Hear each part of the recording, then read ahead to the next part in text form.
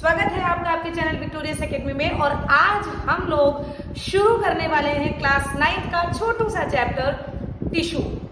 हम लोगों ने सेल चैप्टर पूरा कंप्लीट किया था और टिश्यू के बारे में अगर आपको जानकारी लेनी है तो फिर मेरे साथ लगिए। 4-5 लेक्चर में कंप्लीट हो जाने वाला है, मन लगाकर पढ़िए। सुनते हैं मुन्ना जी। सबसे पहले आपने पढ़ा कि लाइफ को शुरू करने के लिए एक सेल की जरूरत पड़ती है, यही तो पढ़ा। तो अगर सेल एक्यूमुलेट हो जाए, एक्यूमुलेट का मतलब अगर सेल आपस में इकट्ठा हो जाए तो मुन्ना जी यही बना देता है टिश्यू।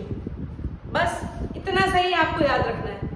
ये टिश्यू अलग अलग काम को करने के लिए स्पेसिफिक होते हैं। प्लांट टिश्यू अलग होता है, एनिमल टिश्यू अलग होता है। प्लांट टिश्यू में जगह जगह पर अपने अपने काम करने के लिए अलग अलग प्रकार के टिश्यू होते हैं और एनिमल सेल में भी मतलब एनिमल के शरीर में भी अलग अलग काम को करने के लिए अलग अलग प्रकार के टिश्यू पाए जाते हैं। क्लियर? अब अगर ये टिश्यू अगर और आगे मॉडिफाइड होते हैं बेटू जी, तो और आगे मॉडिफाइड करके ये बनाने लगते हैं ऑर्गन्स। ऑर्गन्स अलग अलग प्रकार के ऑर्गन्स। और जब कई सारे ऑर्गन आपस में मिल जाते हैं मुन्ना, तो क्या बना लेते हैं? Organ system. ये बात तो क्लास 9th में भी हम लोगों ने पढ़ी थी, तो याद आया। सबसे पहले इस अर्थ पर आप चूंकि आप हमसे पढ़ रहे हो तो एक अच्छी जानकारी लेके पढ़ो कि अगर सेल बनते हैं तो सेल किससे बनते हैं? मैक्रो मॉलिक्यूल से, यानी कि कुछ ना कुछ एनवायरनमेंट में मॉलिक्यूल्स होते हैं, एटमॉस्फेयर में मॉलिक्यूल्स होते हैं, उनके एक्यूमुलेशन से, उनके पास में आने से सेल बनता है। सेल के एक्यूमुलेशन से टिश्यू बनता है। सेल जब भी कभी बनता है तो माना जाता है कि यस ये लाइफ की शुरुआत है। यही बताया गया ना, सेल की डेफिनेशन क्या क्लियर की थी? It is the structural and functional unit of life. समझ में आया? और उसके बाद अगर टिश्यू की बात करेंगे तो टिश्यू की डेफिनेशन है a group of cell similar in structure. कई सारे सेल, एक प्रकार के सेल इकट्ठा होते हैं मुन्ना, और वो फिर कोई एक स्पेसिफिक काम को करने के लिए, एक पर्टिकुलर काम को करने के लिए मॉडिफाइड हो जाते हैं। इसी को टिश्यू कहते हैं। अभी समझ में आया कि नहीं यार? एकदम याद करो मेरे साथ। जब कभी सेल इकट्ठा होते हैं यानी कि group of cell similar in shape and size, ठीक है। एक्यूमुलेट मतलब इकट्ठा होते हैं, then they do a particular function, एक स्पेसिफिक फंक्शन करने के लिए ये मॉडिफाई हो जाते हैं। Structure that works together to perform a particular function is called tissue. इसी को हम लोग क्या कहते हैं मुन्ना? इसी को हम लोग कहते हैं टिश्यू। समझ में आया? इसके बाद वाला पॉइंट भी आपको पता है कि ये टिश्यू फिर ऑर्गेनाइज करके क्या बनाते हैं? ऑर्गन। और फिर ये ऑर्गन क्या बनाता है? Organ system. ऑर्गन सिस्टम के बारे में जैसे respiratory system, circulatory system, excretory system, digestive system, nervous system, बहुत सारे सिस्टम है ना। तो इन सब सिस्टम्स को तो हम लोग क्लास 11-12 के लेक्चर्स में पढ़ेंगे। जैसे जैसे आप बड़े होंगे वैसे वैसे आप इन लेक्चर्स को ढूंढना, आपको मिलेगा जरूर। ठीक, चलिए अब अगर आपके लिविंग वर्ड्स को देखा जाए, लिविंग जितने भी हैं आसपास आपके, तो आपको दो ही चीजें हैं जो मेन लिविंग दिखती हैं, एक प्लांट सेल और एक एनिमल सेल, है ना। यही दोनों सेल मेन आपको दिखती हैं कि नहीं दिखती है लिविंग? बताओ यार। फंजाई हो गया, एल्गी हो गया, उसको लगभग बोला जाता है कि प्लांट टाइप की सेल है, बल्कि आर.एच. व्हिटेकर नाम के साइंटिस्ट ने इन सबको अलग अलग क्लासिफाई करके एक्सप्लेन किया है। वो बातें भी आप क्लास 11th में पढ़ोगे। डाइवर्सिटी चैप्टर आपके सिलेबस से रिड्यूस कर दिया है सीबीएसई ने, तो अभी ये सब बातों करने का कोई भी मतलब नहीं है ना मुन्ना। तो मेन आपको टिश्यू कितने प्रकार के पढ़ने हैं? 2 प्रकार के, एक प्लांट टिश्यू, एक एनिमल टिश्यू। अच्छा जी, तो प्लांट टिश्यू का ऑर्गेनाइजेशन अगर आपको देखा जाए तो एनिमल टिश्यू और प्लांट टिश्यू के बीच में यार बहुत ज्यादा बड़ा डिफरेंस होता है। जो प्लांट टिश्यू होता है वो बड़े सिंपल टाइप का होता है यार, बड़े प्यार से आप उसको देख के माइक्रोस्कोप के नीचे देख के बहुत अच्छे से समझ सकते हो। लेकिन एनिमल टिश्यू थोड़ा सा कॉम्प्लेक्स नेचर का होता है, उसको समझने के लिए, समझाने के लिए थोड़ा सा ज्यादा मेहनत करने की जरूरत है, बिकॉज इसका ऑर्गेनाइजेशन कॉम्प्लेक्स होता है। कॉम्प्लेक्स का मतलब हिंदी में इसको कहते हैं, टफ कह सकते हो, जटिल। वैसे तो शुद्ध हिंदी इसकी जटिल होती है। जटिल का मतलब कि इसको एक्सप्लेन कर पाना थोड़ा सा टफ होता है, क्योंकि एनिमल सेल मल्टी सेलुलर है यार। पहले स्किन हटाओगे, फिर हड्डी हटाओगे, फिर मसल हटाओगे, बहुत कुछ अंदर है। अब क्या क्या चीजों की स्टडी करना है तो कॉम्प्लेक्स हुआ कि नहीं। और प्लांट में क्या है? खाली पत्ती को तोड़ो, काटो, लो देख लो टिश्यू, स्टेम को काटो, लो देख लो टिश्यू। समझ में आया? तो इसलिए organization of plant tissue is simple but organization of animal tissue is बोलो क्या कॉम्प्लेक्स। अब अगर सिंपल है मुन्ना तो सिंपल के लिए तो लेस मेंटेनेंस एनर्जी चाहिए है। सिंपल के लिए कौन सी खास एनर्जी खर्च करनी है? तो अगर प्लांट टिश्यू सिंपल है तो इसको मेंटेन करने के लिए मेंटेनेंस एनर्जी कम चाहिए और एनिमल टिश्यू के लिए मोर मेंटेनेंस एनर्जी चाहिए। एक सबसे महत्वपूर्ण पॉइंट ना, अभी आप लोग इसी के जस्ट बाद एक चार्ट सीखोगे। उस चार्ट में आपको बताया गया है कि प्लांट टिश्यू लिविंग भी आपको मिलेंगे और डेड भी आपको मिलेंगे। समझ में आया? प्लांट टिश्यू आपके शरीर में लिविंग और डेड दोनों, सॉरी आपके शरीर बोला मतलब प्लांट टिश्यू, प्लांट में तो प्लांट में जो टिश्यू होते हैं प्लांट के वो डेड भी होते हैं और लिविंग भी होते हैं। लेकिन एनिमल में तो भैया हमेशा एनिमल टिश्यू लिविंग ही पाया जाएगा, उसमें कभी भी डेड टिश्यू तो हो ही नहीं सकता। तो ये 3 मेजर डिफरेंस है। अगर आपसे कोई पूछे कि प्लांट टिश्यू और एनिमल टिश्यू में डिफरेंस क्या होता है तो अब तो आप लोग बता दोगे ना, बड़े अच्छे बच्चे हो। चलिए सो टेक स्क्रीनशॉट मुन्ना लोग, इसके बाद हम लोग स्टार्ट करेंगे अबाउट प्लांट टिश्यू। चलिए अब हम लोगों को प्लांट टिश्यू के बारे में एक्सप्लेन करना है। तो सबसे पहले प्लांट टिश्यू को एक्सप्लेन करने से पहले हम लोग एक चार्ट के बारे में सीखेंगे बेटू कि आखिर प्लांट टिश्यू होता क्या क्या है, पूरा का पूरा प्लांट में कैसे टिश्यू डिवाइड होता है। तो अगर आपने चार्ट याद कर लिया ना तो काफी कुछ आपको याद हो जाएगा। चलिए सीखते हैं मुन्ना लोग। सबसे पहले प्लांट टिश्यू को 2 मेन पार्ट्स में डिवाइड किया गया है।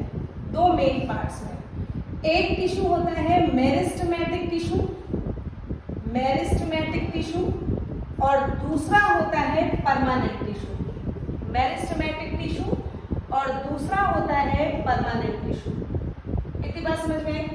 मेरिस्टेमेटिक टिश्यू वो टिश्यू होता है जिसमें कैपेबिलिटी ऑफ डिवीजन भर के, मतलब कि अगर आपको प्लांट टिश्यू में मेरिस्टेमेटिक टिश्यू नाम आ जाए समझ लेना वहां पर ग्रोथ हो रही होगी। क्यों ग्रोथ हो रही होगी? क्योंकि डिवीजन भर के हो रहा है। तो इसमें meristematic tissue capable of division होती है मुन्ना, इसमें डिवीजन करने की कैपेसिटी भर के होती है। और इसमें आफ्टर मैच्योरेशन, जब ये मेच्योर हो जाती है ना बेटू, after maturation they lose the capacity of division. ये तो बेटा जी डिवीजन की कैपेसिटी को खो देते हैं। क्लियर?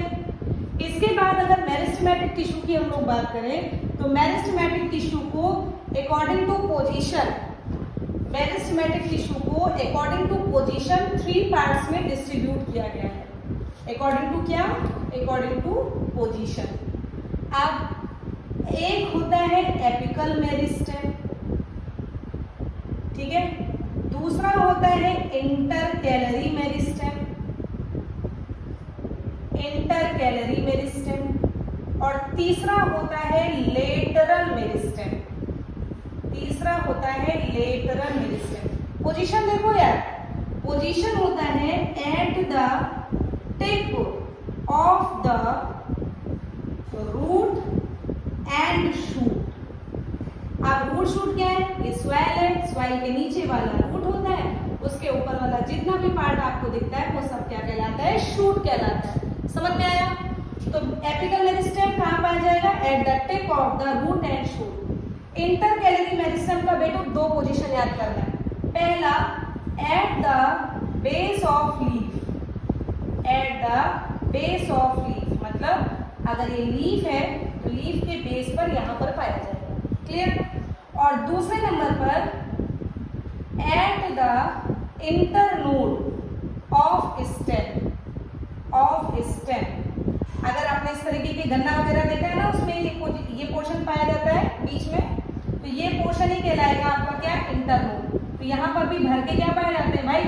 Intercalary meristem. और लेटरल मेरिस्टेम ये पाया जाता है at the side of plant, यानी कि अगर ये प्लांट है तो इनके इस पोर्शन में और इस पोर्शन में कौन सा टिश्यू पाया जाएगा? लेटरल मेरिस्टेम पाया जाएगा। सभी को समझ में आया? तो इस तरीके से मेरिस्टेमेटिक टिश्यू 3 प्रकार के होते हैं on the basis of division.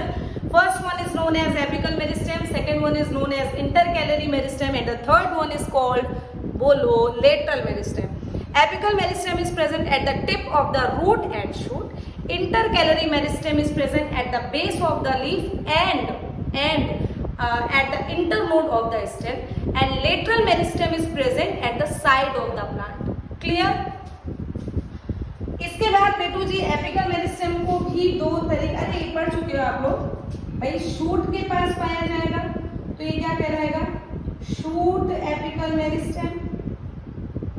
और अगर रूट के पास पाया जाएगा तो ये क्या कहलाएगा? Root apical meristem. खत्म हो गया आपका मेरिस्टेमेटिक टिश्यू. अगर इतनी बातें आपने पढ़ ली तो वाह भाई, बल्ले बल्ले हो गई आपकी, तो याद हो गया. काम जल्दी से समझ लेते हैं भाई. एपिकल मेरिस्टेम का काम होता है प्लांट को लंबाई में बढ़ाना, ग्रोथ करवाना. इंटरकैलरी मेरिस्टेम का भी काम होता है प्लांट में लॉन्गिट्यूडिनल ग्रोथ कराने का, मतलब प्राइमरी ग्रोथ कराना. लेकिन ये भाई साहब तो किनारे प्रेजेंट है, तो किनारे अगर ग्रोथ हो गई तब तो प्लांट चौड़ा हो गया. यानी कि ये दोनों प्लांट की ग्रोथ लॉन्गिट्यूडिनली करवाते हैं, लेकिन ये भाई साहब प्लांट की गर्थ को बढ़ाते हैं, चौड़ाई बढ़ाते हैं. ठीक है, तो वैसे तो हम पॉइंट्स में भी बाद में फिर एक बार समझेंगे, लेकिन समझ लो कि लॉन्गिट्यूडिनल ग्रोथ होती है. लॉन्गिट्यूडिनल ग्रोथ का मतलब प्लांट आपका लंबाई में बढ़ रहा है. ठीक है, लॉन्गिट्यूडिनल ग्रोथ दोनों के दोनों करते हैं. ये भाई साहब जो होते हैं ये करते हैं प्राइमरी ग्रोथ. प्राइमरी ग्रोथ का मतलब प्लांट आपका लंबाई में बढ़ रहा है, ग्रोथ कर रहा है, लीफ बढ़ रही है, स्टेम बढ़ रही है. और ये भाई साहब इंक्रीजेस गर्थ. गर्थ का मतलब चौड़ाई. भैया हिंदी में लिख लेना. गर्थ का मतलब होता है चौड़ाई. प्लांट मोटा होता है, लकड़ी बनती है, प्लांट मोटा होता है. समझ में आया? प्लांट छोटा सा है, उसके बाद मोटा हो गया, मोटा हो गया, मोटा हो गया, इतना मोटा हो गया कि आप उसको कभी कभी, इतने मोटे प्लांट्स भी होते हैं, इतने चौड़े होते हैं कि आप उसको हक भी नहीं कर सकते हो कायदे से. अगर पीपल बरगद का बहुत पुराना पेड़ अगर आपने देख लिया हो तो. समझ में आया? तो इस तरीके से मेरिस्टेमेटिक टिश्यू आपको याद हो गया होगा बेटू जी. पहले नंबर पर एपिकल मेरिस्टेम, दूसरे नंबर पर इंटरकैलरी, तीसरे नंबर पर लेटरल. अब आते हैं हम लोग परमानेंट टिश्यू के बारे में. मुझे लग रहा है कि मुझे स्क्रीनशॉट दिलवाना पड़ेगा बेटा, क्योंकि परमानेंट टिश्यू थोड़ा सा बड़ा है. So please take screenshot. इसके बाद हम लोग पढ़ेंगे परमानेंट टिश्यू. चलिए, थैंक यू. इसके बाद हम लोगों को पढ़ना है that what is permanent tissue. What is तो सीख लिया कि परमानेंट टिश्यू शुरू में डिवाइड करते हैं, लेकिन बाद में जब वो मेच्योर हो जाते हैं तो डिवीजन करने की कैपेसिटी खो देते हैं. अब परमानेंट टिश्यू भी होते हैं दो प्रकार के. पहला कहलाता है सिंपल परमानेंट टिश्यू. पहला कहलाता है सिंपल परमानेंट टिश्यू और दूसरा कहलाता है कॉम्प्लेक्स परमानेंट टिश्यू. क्या? सिंपल परमानेंट टिश्यू और कॉम्प्लेक्स परमानेंट टिश्यू. बेटो सिंपल को सिंपल इसलिए कहते हैं क्योंकि ये सिर्फ एक प्रकार के सेल से बनता है, और कॉम्प्लेक्स को कॉम्प्लेक्स इसलिए कहते हैं क्योंकि ये दो या दो से ज्यादा प्रकार के सेल से मिलकर बनता है. क्लियर? तो आपका सिंपल का मतलब made by only one cell, और यहाँ पर made by more than one cell का मतलब दो या दो से ज्यादा. More than one cell. Clear? अब बेटा जी सिंपल परमानेंट टिश्यू भी तीन प्रकार के आपको याद रखना पड़ेगा. सिंपल परमानेंट टिश्यू भी तीन प्रकार के. पहला होगा पेरेन्काइमा, दूसरा होगा कोलेन्काइमा, तीसरा होगा स्क्लेरेन्काइमा. स्क्लेरेन्काइमा. आपको ये तीनों नाम याद रखने हैं. इनके बारे में हम लोग नेक्स्ट लेक्चर में ही पढ़ेंगे. बस नाम आज के लिए याद करेंगे.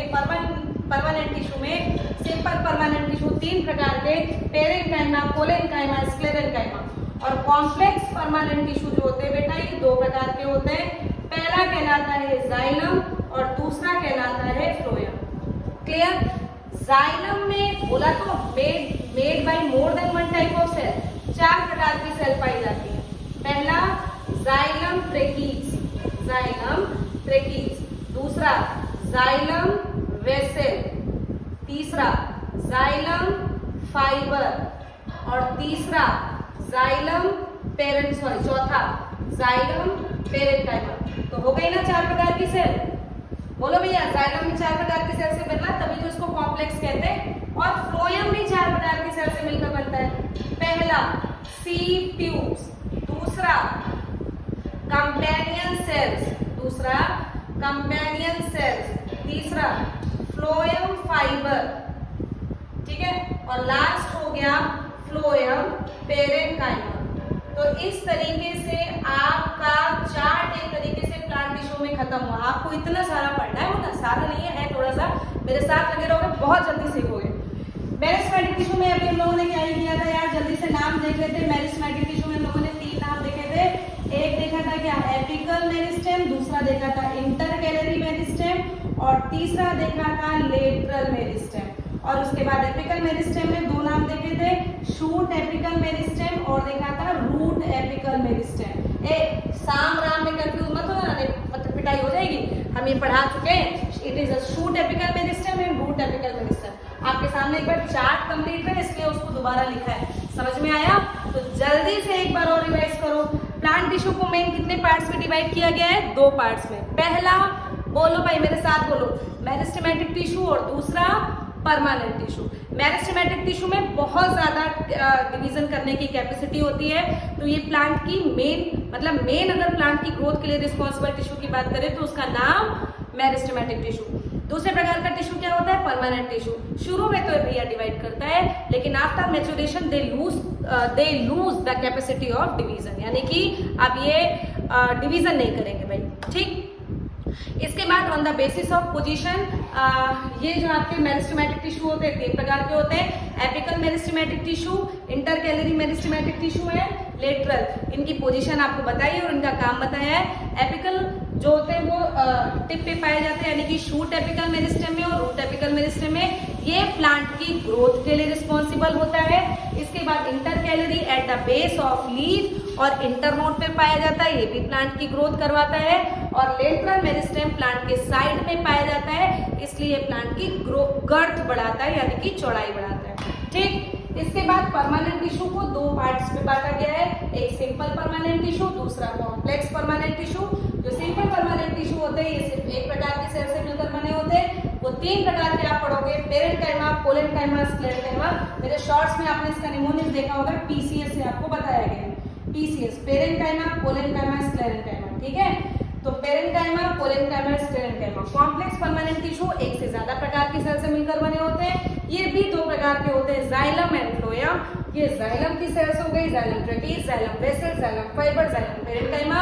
और फ्लोएम भी 4 प्रकार की सेल से मिलकर बना होता है, sieve tubes, companion cell, phloem fibre and phloem parenchyma. तो इस तरीके से आपके टिश्यू चैप्टर का आगाज हो गया मुन्ना। मन लगाकर पढ़ते रहिए। नेक्स्ट लेक्चर में हम लोग अब शुरू करेंगे कि मेरिस्टेमेटिक टिश्यू क्या होता है, और फिर हम लोग धीरे धीरे से परमानेंट टिश्यू और एनिमल टिश्यू को खत्म करेंगे। So best of luck, thank you so much.